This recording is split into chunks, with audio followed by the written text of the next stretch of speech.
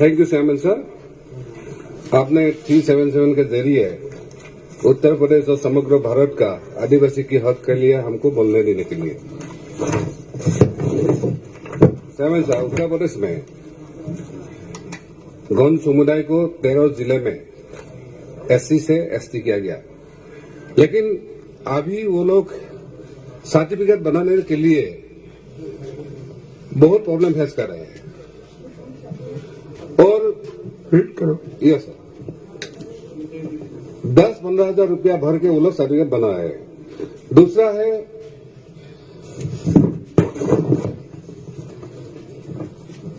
पाथरी ओजा नायक, land revenue के मुताबिक वो लोग हाई कास्ट का है, वो लोग भी एसटी में डाल दिया गया है और लोगों को लगता है उन लोग आदिवासी का हक सिम लेके जाएगा क्योंकि वो एडवांस लोग है। तीसरा है ईपी में 2022 में नगर निकाय नगर पालिका परिषद के निर्वाचन में एक भी सीट रिजर्व नहीं है उनके लिए, लेकिन 70 में है। मेरा इसलिए आग्रह है इंडियन और यूपी गवर्नमेंट से सर्टिफिकेट इजीली बनाने का कृपा करें। दूसरा है ये जो पथरी वजह नायक उसको एसटी लिस्ट से निकाल दिया जाए। और तीसरा है नगर निगम निकाय में एसटी का रिजर्वेशन हो जाए। Thank you so much. श्रेणी में शामिल किए जाने का प्रावधान किया गया है। मैं आपको बताना चाहता हूं कि उत्तर प्रदेश के गौड़ समुदाय के लोगों को नियमों के जालों में इतना उलझा दिया गया था कि स्वतंत्रता के 75 वर्ष बाद भी कोई अपने अधिकारों के लिए लड़ाई लड़ रहे थे। महोदय, गौड़ समुदाय मध्य प्रदेश, छत्तीसगढ़ राज्यों के एक बड़े जनजाति हैं और इन वर्ग के रूप में स्थापित भी ये है।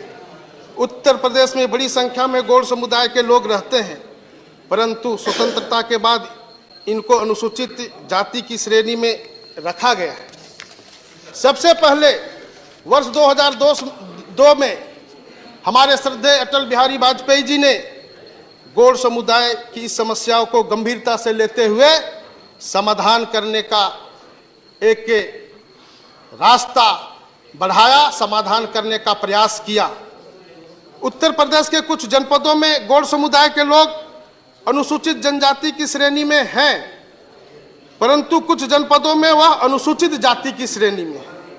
अब यदि किसी लड़की का विवाह उस जिले में हो जाता है जहां गौड़ समुदाय अनुसूचित जाति में आता है, तो ऐसी स्थिति में उस लड़की के लिए पहचान का संकट खड़ा हो जाता है।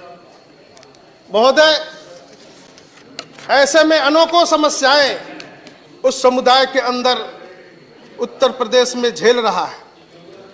अब माननीय प्रधानमंत्री जी ने गौड़ समुदाय की समस्या को समझते हुए इस विधेयक के माध्यम से पिछले दिनों 13 जनपदों में जो अनुसूचित जाति था उसको अनुसूचित जनजाति में लाने का कार्य किया है।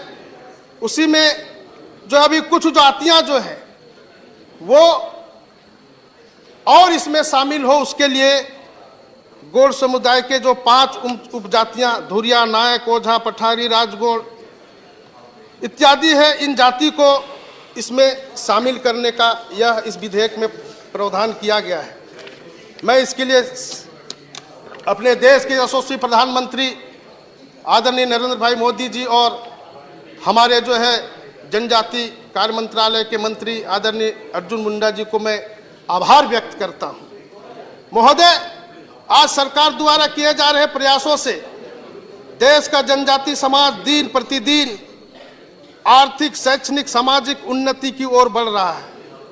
आदिवासी समाज के युवा आज शिक्षित हो रहे हैं, प्रशिक्षित हो रहे हैं और देश के निर्माण में अपना योगदान भी दे रहे हैं। महोदय, देश के इतने बड़े वर्ग आज एक बार जनजाति समाज की समस्याओं का समाधान हो रहा है और मुझे विश्वास है कि इसी प्रकार से सरकार जनजातीय समाज के हितों की रक्षा हेतु कार्य करती रहेगी और आदिवासी समाज के हितों की रक्षा होता रहेगा। इसलिए मैं इस विधेयक का मैं समर्थन करता हूं। महोदय, मैं कहना चाहता हूं